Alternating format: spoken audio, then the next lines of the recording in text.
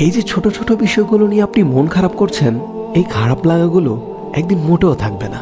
যে কথাগুলো আজ বুকে তীব্রভাবে তীরের মতো বিচ্ছে, সে কথাগুলো একদিন ঠিকই হজম করতে শিখে যাবেন। খুব সামান্য যে ব্যাপারও আপনি হাউমাউ করে কেঁদে চোখের পানি ফেলে দেন, একদিন এই ব্যাপারগুলোই আপনি হেসে উড়িয়ে দিবেন।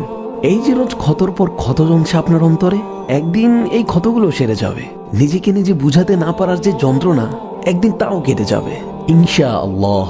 তবে আপনাকে কিছুতেই ভেঙে পড়লে চলবে না।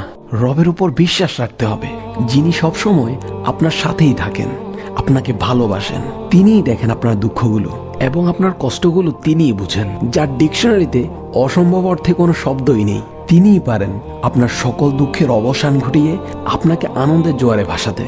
আপনি শুধু কিছু মুহূর্তের জন্য দাঁতে দাঁত চেপে সবকিছু সহ্য করে যান, কেবল তার কাছেই বলে যান, তার কাছেই সাহায্য চান, তার কাছেই কেঁদে যান।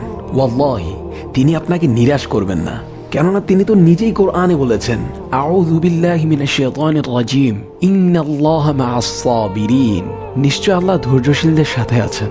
ভিডিওটি ভালো লাগলে বেশি বেশি শেয়ার এন্ড কপি লিঙ্ক করে দিবেন। আর আপনার যদি মনে হয় আপনার কোনো পরিচিত ব্যক্তির এই কথাগুলো শোনা উচিত, তাহলে তাকে কমেন্ট বক্সে অবশ্যই মেনশন দিয়ে যাবেন।